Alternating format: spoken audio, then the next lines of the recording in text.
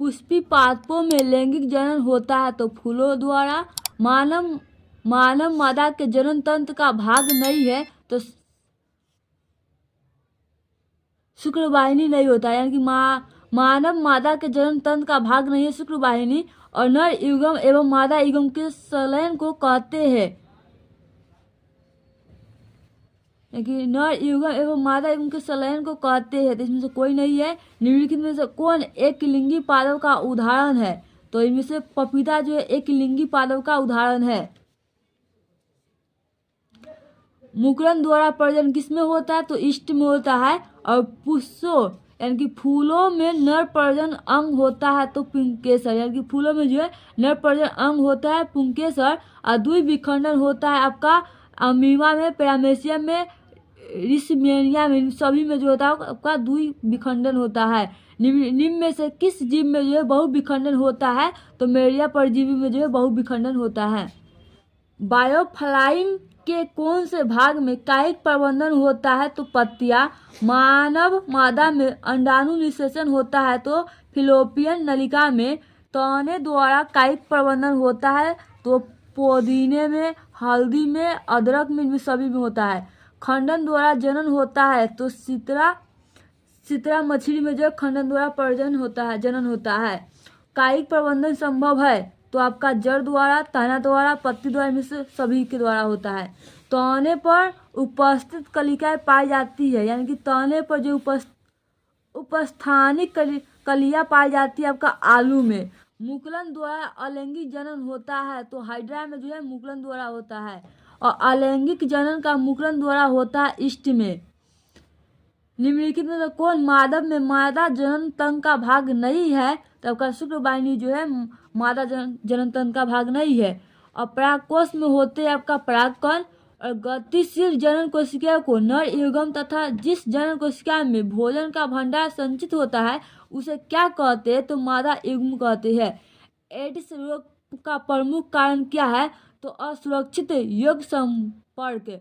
और पंखुड़ियों का रंग अधिकतर होता है हरा, यानी कि जो फूल का पंखुड़िया होता है उसका रंग अधिकतर होता है हरा। और फूल का कौन सा भाग फल में बदलता है? तो अंडा से। फूल का कौन सा भाग जो है फल में बदलता है? तो अंडा से। अब पराग नलिका की बीजांड की और वृद्धि करना किस प्रकार के अनुवर्तन से संबंध है? तो इसका आंसर हो जाएगा रसायन अनुवर्तन। भ्रूण को माँ की रुधिर से ही पोषण मिलता है, इसके लिए एक विशेष संरचना होती है जिसे कहते हैं प्लेसेंटा, जिसे कहते हैं प्लेसेंटा। निम्नलिखित में से कौन पुनरुद्भव का उदाहरण है? तो इसका आंसर हो जाएगा हाइड्रा।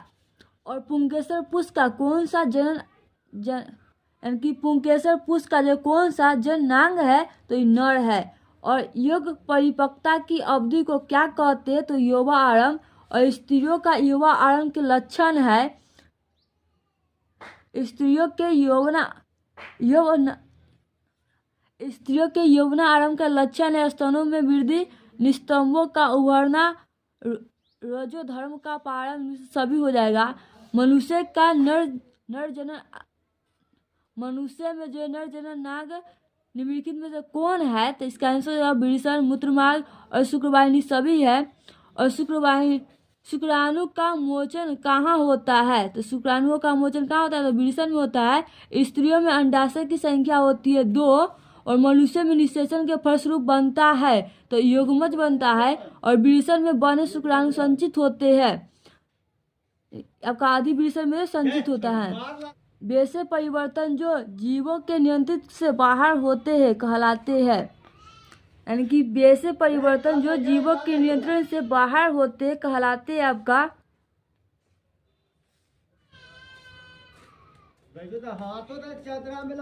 वैसे परिवर्तन जो जीवों के नियंत्रण से बाहर होते हैं कहलाते हैं आपका निषेध। एक लिंगी पुष्प का उदाहरण है आपका पपीता।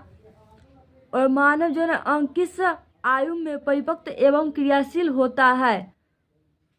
तो 18। शुक्राणु का निर्माण होता है आपका वृषण में। रिंग गुणसूत्र का पूर्ण जोड़ा पाया जाता है तो स्त्री में। और हाइड्रा में प्रजनन की कौन सी विधि होती है? तो आपका मुकुलन होता है।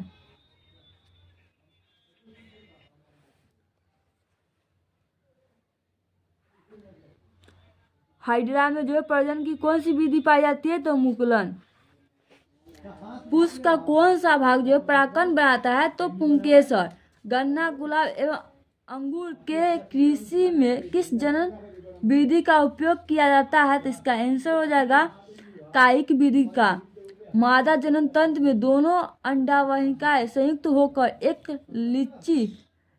जो है लचीली थैलेनुमा संरचना का निर्माण करता है, जिसे कहते हैं हम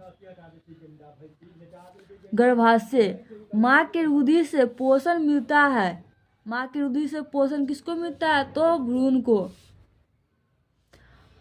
मानव मादा में गर्भकाल का समय होता है 9 महीना। ऋतुस्राव या रोजोधर्म का समय होता है 2 से 8 दिन। बीज विकसित होता है आपका बीजांड से।